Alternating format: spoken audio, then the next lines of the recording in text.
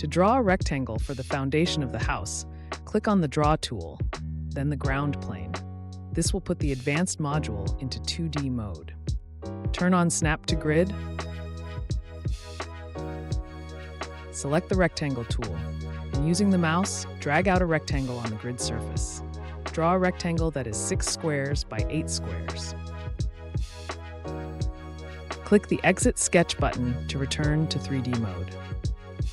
Now the 2D rectangle will be extruded upwards to create a 3D prism. Select the Extrude tool.